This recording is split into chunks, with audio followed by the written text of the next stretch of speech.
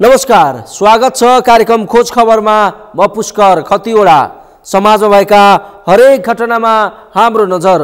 जनताको सूचना पाउने अधिकारको सम्मान हाम्रो अभियान। त्यसैले समुन्नत र समृद्धशाली समाजको यात्रा खोज खबरको अन्तिम अभिष्ट अनि गन्तव्य हो।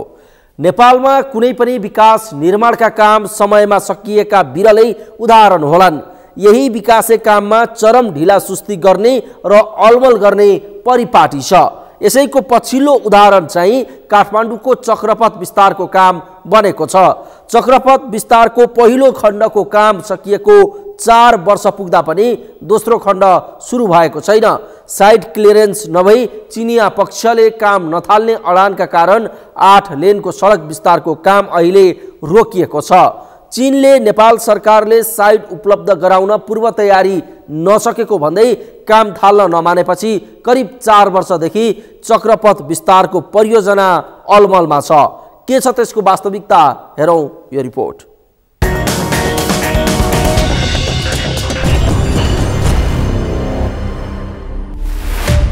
चक्रपथ विस्तारको दोस्रो चरणको काम 4 वर्षदेखि अलपत्र।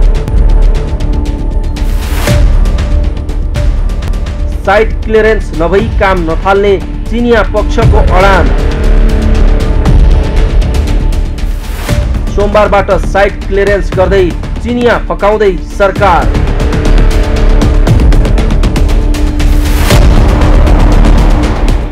चक्रपथ विस्तारको पहिलो खण्ड कोटेश्वर कलङ्की सडक खण्डको काम सकिएको 4 वर्ष पुरा भइसकेको छ। तर पहिलो खण्ड सकिएको 4 वर्ष भइसक्दा पनि अझैसम्म दोस्रो खण्ड कलङ्की महाराजगञ्जको सडकको विस्तारको काम भने सुरु हुन सकेको छैन। साइड क्लियरेन्स नभई चिनिया पक्षले काम नथाल्ने अडानका कारण 8 लेनको सडक विस्तारको काम अहिले रोकिएको छ। रुख कटान, बिजुली, टेलिफोनका पोल, खानेपानीको ढल सबै हटाउने काम भइसके पनि चिनिया टोलीले काम सुरु गर्न मानेको छैन।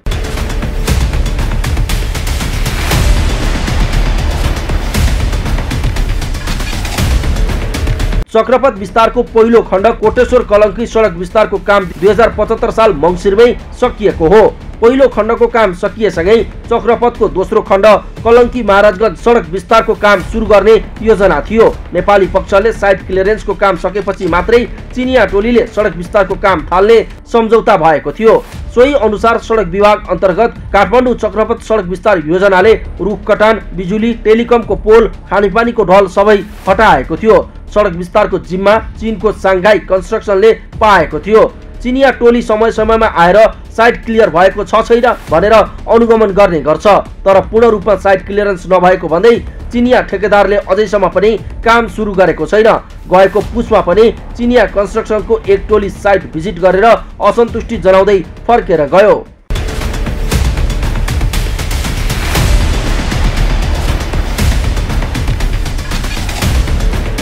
चीन सरकारको करिब 6 अर्ब अनुदानमा निर्माण हुने यस आयोजनामा सुरुमा चाबहिलको गोपीकृष्ण हलसम्मै 11.7 किलोमिटर 8 लेनको सडक विस्तार गर्ने योजना थियो।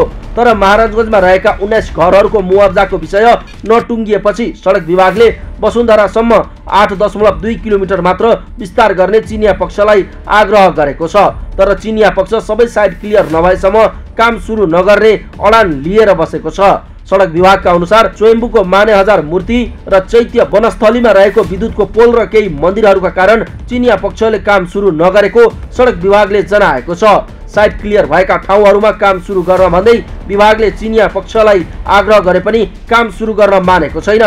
चीन सरकारको अनुदान सहयोगमा निर्माण हुने हो। यो चाहिँ जुन अलि विस्तार हुने काम भइरहेछ त्यो चीन सरकारको अनुदानमा हुने हो र त्यो चीन सरकारले चाहिँ आफ्नो टिम पटक पटक पठाएको छ।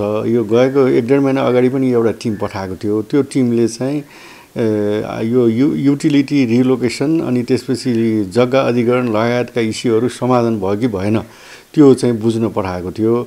र त्यो टिमसित हामी पनि सँगै गयौँ। उहाँहरूले त्यो स्वयम्भूमा हजार बुद्धको चैत्य छ, त्यस्तै गरी चाहिँ एउटा त्यो के अरे एउटा चाहिँ वनस्थलीमा एउटा विद्युतको चाहिँ ट्रान्समिसनको टावर अनि त्यसपछि त्यहाँ 15-20 वटा जस्तो सानातिना मन्दिरहरू रहेको पाइयो राइट अफ वेमा। उहाँहरूलाई चाहिँ जुन यो के अरे कलङ्की कोटेश्वर जुन काम गर्ने बेलामा हामीले चाहिँ पूर्व तयारी बेगर हामीले उहाँलाई ह्यान्डओभर गरेका थियौँ। त्यसले गर्दाखेरि उहाँको 2-3 वर्ष चाहिँ ढिलो भयो र यसले चाहिँ उहाँहरूको चाहिँ इज्जतमा धब्बा लाग्यो भन्ने कुरो छ। चाइनिजहरू इन्ट्री गरिसकेपछि त्यो चाहिँ टाइमली चाहिँ सम्पन्न हुनुपर्छ। त्यसैले हामी त्यो स्पिरिट हामी कायम राख्छौँ। त्यसो हुनाले सब जे छ चाहिँ बाधा व्यवधान सबै क्लियर गरेर हामीलाई चाहिँ रोड ह्यान्डओभर गर्नुहोस्, हामी चाहिँ टाइम विदिन टाइम अझै बिफोर टाइम हामी सम्पन्न गर्छौँ भन्ने उहाँहरूको भनाइ छ। उहाँहरू साइट क्लियर नभएसम्म आउँदै नआउने भन्ने कुरो छ। अब साइट क्लियर गरेर हामीले उहाँहरूलाई खबर गर्नुपर्ने त्यस्तो पो छ त। हामीले चाहिँ ल क्लियर गऱ्यौँ भनेर चाहिँ हामीले उहाँहरूलाई खबर गरेपछि अनि उहाँले टिम पठाउनुहुन्छ। हामी त्यो चाहिँ गर्दैनौँ भन्नुभएको छ। उहाँहरूले चाहिँ यो हामी यो के अरे चक्रपथको दक्षिणी खण्डमा हामीले भोगिसक्यौँ। यो एकताली एक्सपिरियन्स भइसकेका कुरा हो। विद्युतको पोल चाहिँ 1 महिनामा सर्छ भनेको 3 वर्षमा पनि सरेन। त्यसले गर्दाखेरि हामी यो कुरामा त्यति विश्वस्त छैनौँ। हामीलाई चाहिँ पुरा साइट क्लियर चाहिन्छ र हामीले जब टच गर्छौँ, टच गरेपछि तोकिएको टाइम हामी सक्छौँ भन्नुहुन्छ उहाँहरू। चिनिया सरकारसँगको सम्झौता अनुसार कुल 62 मिटर चौडाइ रहने सडकमा केन्द्रबाट दायाँ बायाँ दुवैतर्फ 31 मिटर रहने र बीचमा डिभाइडर सहितको 8 लेनको सडक विस्तार गर्ने सम्झौता भएको थियो। दोस्रो खण्डको सडक विस्तारको काम कलङ्की महाराजगञ्ज पहिलो खण्डको काम सकिएको 2 वर्षभित्र पूरा गर्ने उल्लेख छ। तर योजना अनुरूप काम 4 वर्ष बित्दा समेत सुरु हुन सकेको छैन।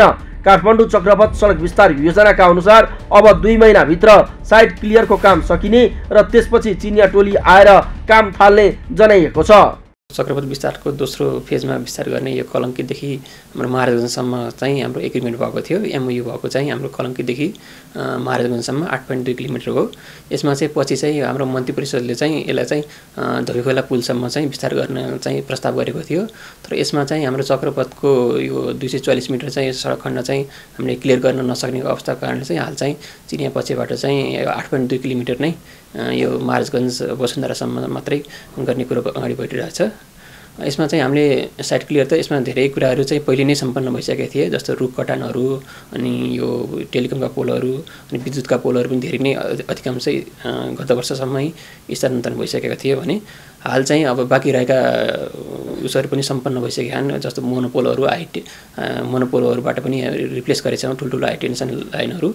यसै गरी अब हाम्रो चाहिँ अब सबै कुराहरू स्थानान्तरण भइसकेको अवस्थामा चाहिँ अब गत महिनामा चाहिँ उहाँहरूले साइट भिजिट भएको थियो। उहाँले चाहिँ मन्दिरहरू लगायत अन्य जस्तो बस बिसौनीहरू अनि प्रतीक्षालयहरू पनि उहाँले हटाउन अनुरोध गरेकोमा हाल हामी चाहिँ हटाउने कार्य गरिरहेछौँ। यसमा चाहिँ अहिले मन्दिरहरू पनि अधिकांश हटाइसकेका छौँ भने अब एउटा चाहिँ बालाजुमा चाहिँ एउटा मन्दिर चाहिँ बाँकी रहेको छ अनि अन्य कामहरू चाहिँ हामीले सम्पन्न गरिसकेका छौँ। लगभग 1 महिना अब बढीमा 2 महिनासम्म चाहिँ हामीले सम्पन्न गर्छौँ। त्यसपछि हामीले अब चिनिया पक्षलाई चाहिँ अनुरोध गर्छौँ साइट क्लियर भएको जानकारी गराउँछौँ। त्यसपछि उहाँले डिजाइनदेखि लिएर हरेक त्यसपछि चरणअनुसार काम हुन्छ। यसरी पहिलो खण्ड सकिएको 4 वर्ष बितिसक्दा पनि दोस्रो खण्डको कलङ्कीदेखि महाराजगञ्जसम्मको सडक विस्तारको काम नहुँदा विस्तार हुने हो कि होइन भन्ने अन्यल बढेको छ।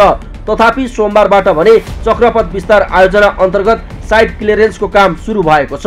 हालै सो खण्डको भौतिक पूर्वाधार तथा यातायात मन्त्री नारायण काजी श्रेष्ठ नेपालका लागि चिनिया राजदूत चेन छोङले स्थलगत अनुगमन गरेका थिए। सो क्रममा मन्त्री श्रेष्ठले चक्रपथको दोस्रो खण्डको विस्तार छिट्टै सुरु हुने बताएका थिए। सोमबार भने टोखा नगरपालिकाको गोङ्गबु क्षेत्रको शिव मन्दिर सहितको संरचना डोजर लगाएर हटाइएको छ।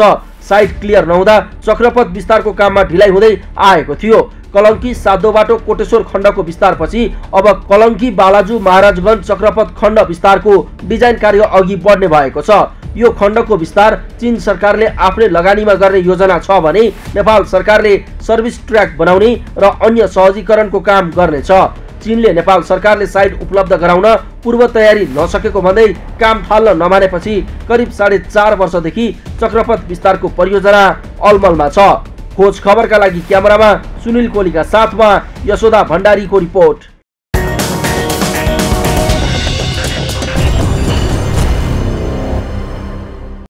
हो काठमाडौँको चक्रपथ विस्तार आयोजना अन्तर्गत साइट क्लियरेन्सको काम सोमबारबाट बल्ल सुरु भएको छ। टोखा नगरपालिकाको गोङ्गबु क्षेत्रको शिव मन्दिर सहितको संरचना डोजर लगाएर हटाइएको छ। चक्रपथको डिजाइनमै काम गर्न अझै बाँकी छ। तर यो बीचमा साइटमा पर्ने केही मन्दिर संरचना भनी आयोजनाले भत्काइरहेको छ। तथापि साइट क्लियरेन्सको काम नहुँदा चक्रपथ विस्तारको काममा चरम ढिलाइ हुँदै आएको छ। कार्यक्रममा एकैछिन ब्रेकपछि काठमाडौँ महानगरमा 9 वर्षदेखि अलपत्र बनेको फोहोरबाट बिजुली उत्पादन गर्ने मेसिन र पूर्वाधार एम्बुलेन्स थन्किएको सम्बन्धी प्रसङ्ग उजागर गर्नेछौँ। हेर्दै गर्नुहोला।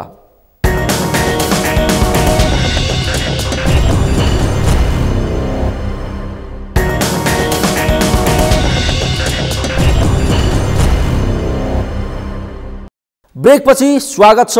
कार्यक्रम हो खोज खबर। जति बेला देशमा लोड सेडिङ थियो, काठमाडौँ महानगरपालिकाले सडे गलेका फोहोरबाट 14 वाटसम्म बिजुली निकाल्ने भन्दै फोहोरबाट बिजुली उत्पादन गर्ने मेसिन किन्यो। तर 1 करोड 86 लाख रुपैयाँ खर्चिएर किनिएका ती मेसिनहरू भने 9 वर्षदेखि अलपत्र परेका छन्। यस्तै महानगरले सडकका खाल्डाखुल्डी पूर्ण र भत्केको कालोपत्रे तत्काल मर्मत गर्न भन्दै सञ्चालनमा ल्याएको पूर्वाधार एम्बुलेन्स पनि अहिले थन्किएको छ।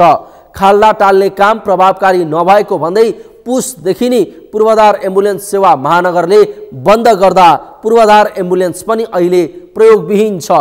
के छ त्यसको वास्तविकता, हेरौँ यो रिपोर्ट।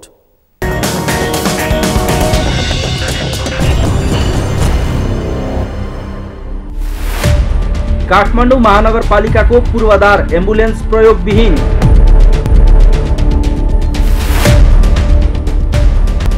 महानगरकै फोहोरबाट बिजुली उत्पादन गर्ने मेसिन पनि अलपत्र। सम्बन्धित निकायले चासो नदेखाएको सर्वसाधारणको गुनासो।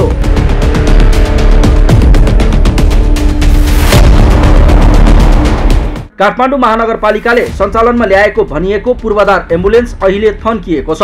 सडकमा खाल्डाखुल्डी तत्काल मर्मत गर्न महानगरले सञ्चालनमा ल्याएको पूर्वाधार एम्बुलेन्स अहिले प्रयोगविहीन छ। गत असारको पहिलो साताबाट सञ्चालनमा ल्याइएका ती पूर्वाधार एम्बुलेन्स अहिले प्रयोगविहीन बनेका छन्।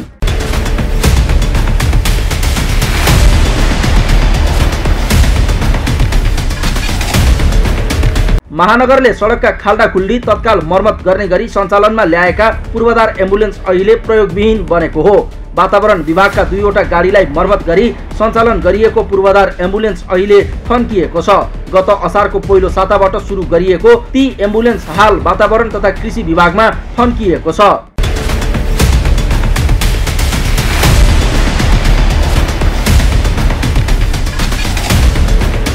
महानगरका अनुसार खाल्डाखुल्डी पूर्ण आवश्यक कच्चा पदार्थ अभावका कारण पूर्वाधार एम्बुलेन्स सञ्चालनको काम रोकिएको छ। एम्बुलेन्स सञ्चालनका लागि 2 जना चालक र 4 जना कामदार सहित 6 जना जनशक्ति राखिएको छ। अहिले 2 एम्बुलेन्स मध्ये 1 बिग्रिएको छ भने अर्को प्रयोगविहीन अवस्थामा छ। महानगरको यो उदाहरणीय काममा सम्बन्धित निकायले चासो देखाई सडकमा आएका समस्या समाधान गर्न आवश्यक रहेको सर्वसाधारणको भनाइ छ। काठमाडौँ महानगरपालिकाले जुन उदाहरणीय काम गरेको छ यसमा स्वागतको कुरा हो। अब यसमा कतिपय कमजोरी कुन पक्षबाट भयो भन्ने कुराहरूमा हामीले चाहिँ सबै जनताले यसको चाहिँ निगरानी गर्नुपर्ने हुन्छ।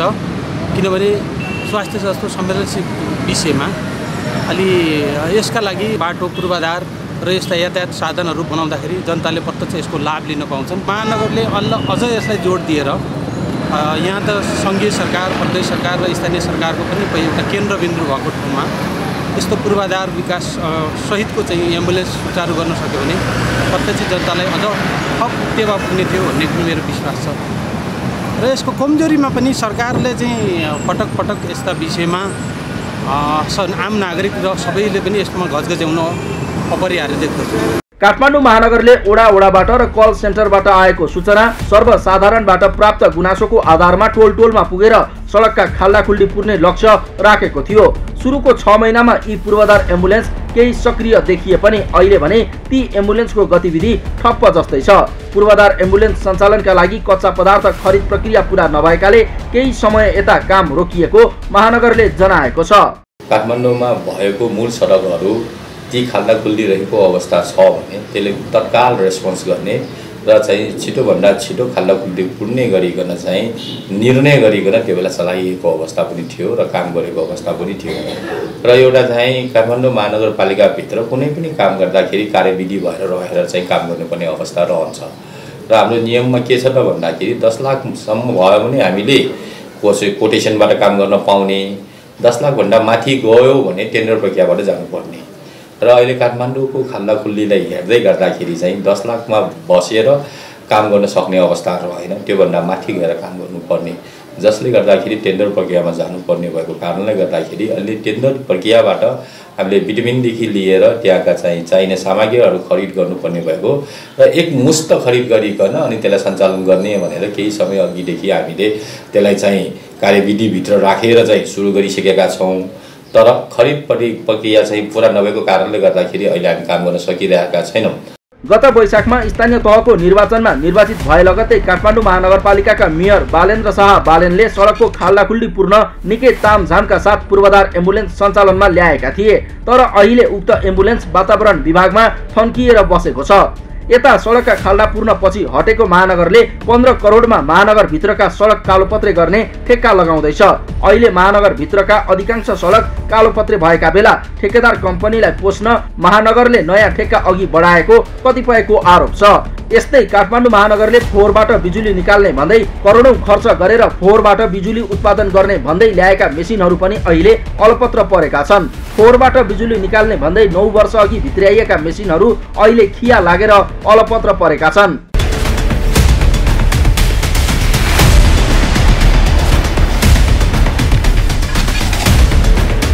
महानगरले फोहोरबाट ऊर्जा उत्पादन गर्ने लक्ष्यसहित ल्याएको बायोमिथानेसन प्लान्ट 9 वर्षदेखि अलपत्र छ। बायोमिथानेसन प्लान्टबाट अहिले न ग्यास उत्पादन भएको छ न बिजुली नै, अनि न त महानगरले यो विषयलाई नै प्राथमिकतामा राखेको छ, जसका कारण अहिले मेसिनहरूमा खिया लाग्न थालेको छ।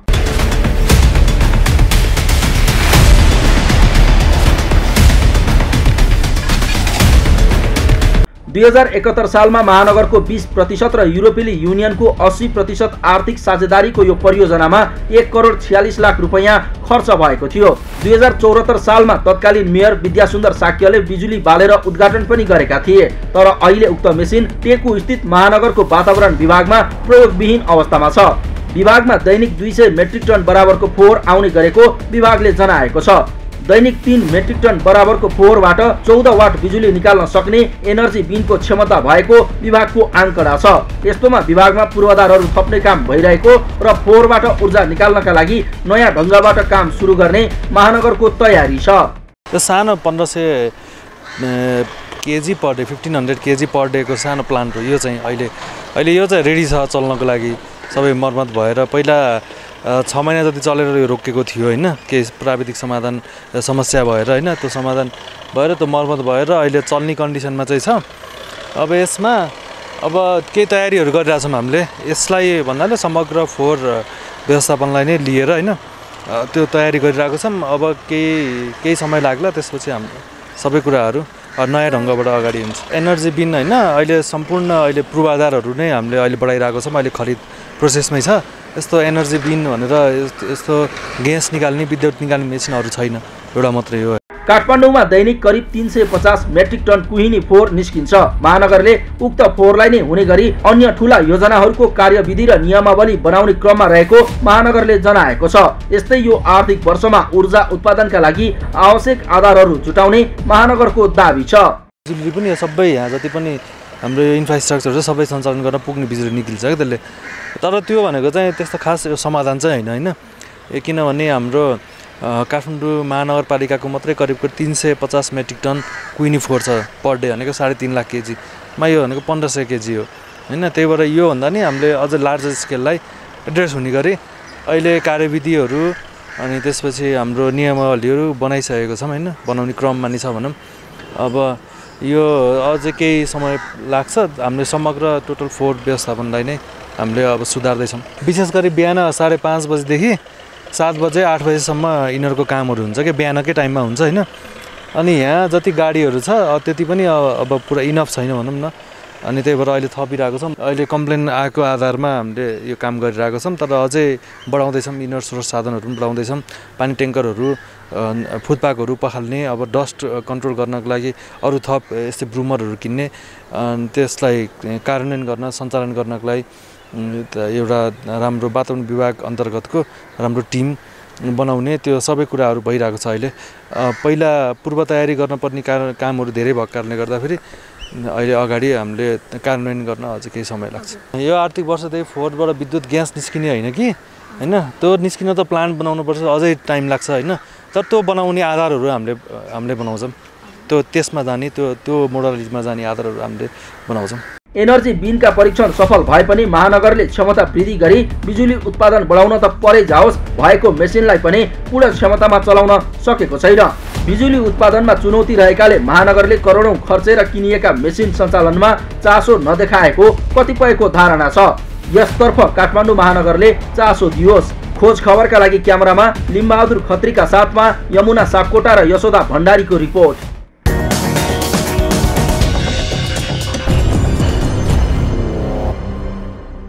हो, काठमाडौँ महानगरपालिकाले सञ्चालनमा ल्याएको पूर्वाधार एम्बुलेन्स अहिले थन्किएको छ। सडकका खाल्डाखुल्डी तत्काल मर्मत गर्ने भन्दै सञ्चालनमा ल्याएका पूर्वाधार एम्बुलेन्स अहिले प्रयोगविहीन छन्। यस्तै महानगरले फोहोरबाट बिजुली उत्पादन गर्ने भन्दै ल्याएका मेसिनहरू पनि अलपत्र परेको छ। फोहोरबाट बिजुली निकाल्ने भन्दै करोडौं खर्च गरी 9 वर्ष अघि भित्र्याएको बायोमिथानेसन प्लान्टबाट अहिले न ग्यास नै उत्पादन हुन्छ न त बिजुली, बरु ती प्लान्ट र मेसिनहरूमा खिया लाग्न थालेको छ। तसर्थ करोडौं लगानी भएका यी मेसिनको सञ्चालनमा महानगरको ध्यान जाओस्। हवस् त, कार्यक्रम खोज खबर आजलाई यति नै। कार्यक्रम खोज खबरका विषयमा कुनै प्रतिक्रिया छन् भने हामीलाई खोजखबर@सगरमाथा.tv मा इमेल गर्न सक्नुहुन्छ अथवा फोन नम्बर 0157076074 मा फोन पनि गर्न सक्नुहुन्छ। लुकेका र लुकाइएका खबर निरन्तर जारी छ। नेपालको पहिलो न्युज च्यानल सगरमाथा टेलिभिजन हेर्दै गर्नुहोला। नमस्कार।